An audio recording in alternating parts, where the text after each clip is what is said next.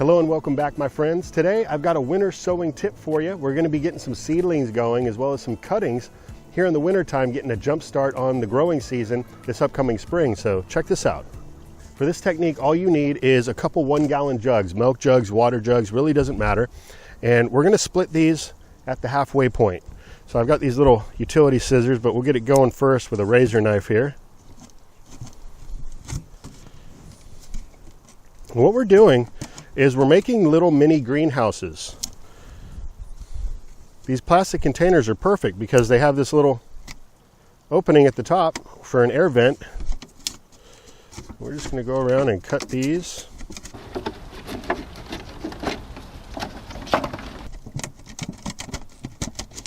And I'm just making my cut right below the handle. All right, so now that we got our containers cut in half, there's a couple different options from here that you can go. Now, if you're gonna have these containers outside and you're gonna be watering them regularly, then you're probably gonna wanna cut some drainage holes or some slits at the bottom here. I'm not gonna be doing that today because basically what we're gonna be doing is creating a little greenhouse humidity dome. So we're not gonna be doing all that much watering. These aren't gonna be in direct sunlight. So I'm gonna do two different types of medium here, one sand and one some seedling mix. I really like this Jiffy Natural and Organic Seed Starting Mix. These are available at just about any big box store, gardening center, but you can use whatever soil you have on hand. All right, so we really don't need a whole lot of soil in here.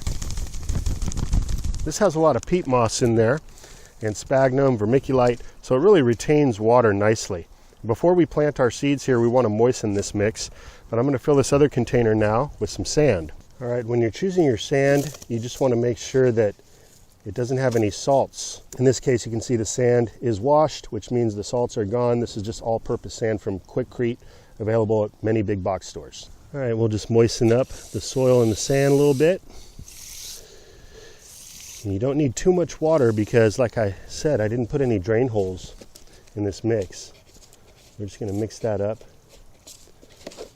It's really important to do this before you add any seeds in. Otherwise, this stuff will just kind of float around and your seeds will just kind of drift from their original planting spot. So the seedlings I'm going to be planting today are from some crops that I saved from last year's growing season. We got some cayenne peppers here, and these are ground cherries that I allowed to just dry up in their little husk, and these have tons of seeds in them. So let me open one of these and show you. This is the berry all shriveled up. It's basically just a ball of seeds at this point. These ground cherries are delicious, and they make a great ground cover. And here what they do is they just self-seed and grow back every year. But I like to promote them in certain areas of the yard where I want more of them growing. So we're going to plant some more. And those are what the seeds look like. And with these really small seeds, you just basically want to plant them on the surface and then just dust them with a little bit more soil. So that's what I'm going to do. I'm not worried about spacing, anything like that. When it comes time for transplanting, I'll just prune back whatever plants that I need to, just to narrow down to the strongest plants. Like I said, I'm just going to dust the top now with a little bit of dry soil. As it comes in contact with the moistened mix there, it's going to become moist. Now for the sand works best for cuttings, whether it's hardwood, softwood, or fresh cuttings. Sand is one of my favorite mediums to get things rooted. So I'm going to be taking some cuttings off my gomi berry plant today. I've got a variety that's doing very well for us, and I want to propagate and grow some more of these. So this gomi berry bush here is dormant for the winter. It's lost all of its leaves, and for propagating plants like the gomi, taking your cuttings in the winter time is going to be the best time. So what I'm going to do is accomplish two tasks at one time. I'm going to prune this bush a little bit for better shape and for better fruit production, and I'm going to take those cuttings and propagate new plants. So basically I'm going to work my way from the middle and clear some of this cross branching and overcrowding. So you can see this branch is growing right in the middle, and it's kind of running into these other branches, and every single one of these little side branches will grow a nice plant. So we're just going to take this entire thing out. And because I'm making a video on propagation today, we'll just take this over to the sand and I'll show you what to do. So when propagating cuttings from plants like the gomi, I like to actually use tip cuttings whenever possible, but it's not necessary. You can take any section of the branch and turn it into a cutting. You just want to aim to have, 4 or 5, 6 nodes. on each one of your cuttings. And you should also aim to have the wood that you're propagating no larger than a pencil. So down here, this is starting to get a little too thick at the very bottom here. But all this wood is good. All of these side shoots here are all going to be great. So I'm just going to take a diagonal cutting right above the node of the next plant that I'll be propagating, just like so. And without any rooting hormone or anything, we're just going to stick that into the sand. And then, like I had mentioned, here we've got a node. This is going to be the new top of the plant. So here we've got a node that's going to become the new top, and we'll just go right above another node that'll be the next new top. Make a diagonal cut like so. See, we got some nice green cambium layer right under the outside bark or skin of this cutting here. Stick that in and keep going.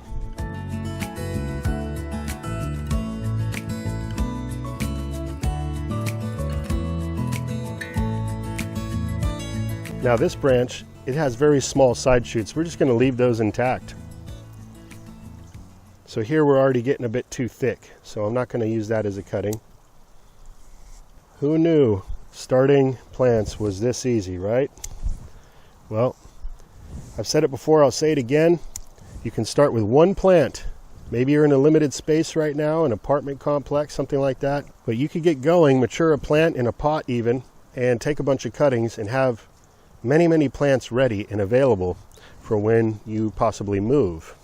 I want to mention as well, this isn't my unique idea. This has been done many times online. This is just my spin on how it can be done. So shout out to whoever first came up with this idea. I think the first place I saw it was Mike's Backyard Nursery many years ago. And it's just making greenhouses out of these containers. Just going to add a little bit more water in here just to kind of level it out. Now we're going to throw these tops back on. And we're just going to tape those together. Now, painter's tape works the best because you can easily remove it and stick it back on again. If you need to access, get in there, add a little bit of water or pull out some of your plants. You can reuse these containers. And painter's tape is cheap. And it doesn't have to be perfect. You may have some gaps around the edge. That's fine.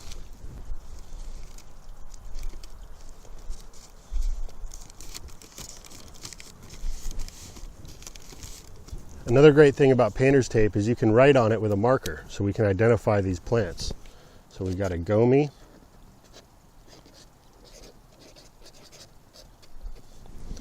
And over here we have ground cherry.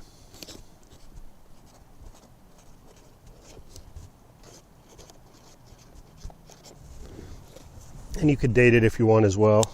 And that's all there is to it. You can set these and forget it. You can crack the tops here. If you notice it's starting to get hot or it's getting a little bit too much sun, you can take these tops off. In fact, I'm just going to leave them off. You're still going to have plenty of humidity in here, and this is going to work like a greenhouse just like that. And if you want to expedite this whole process, well, that's where one of these comes in. This is a seedling heat mat, and you can stick this under your greenhouse domes. And you can either set this on a timer at night if you got this outdoors. By the way, you can do this indoors as well. Just make sure you've got access to some light near a window or something like that. But plug this on in, and this is going to warm up that soil and the growing medium, the sand. It's just going to help everything to sprout and grow quickly. So that's all for now, my friends. Just wanted to put this video out to help you guys get a jump start on your season. We're heading towards the end of January. We're just a couple months away now to really start getting going on the gardens. If there ever was a year to be more gung-ho out in the garden and grow more of your own food, I think 2021's that year. It's great to be able to head out to your yard and pick some fresh organic food on demand to cook with and to share with others. So with that, I want to thank you all for watching. Have yourself a great rest of the day.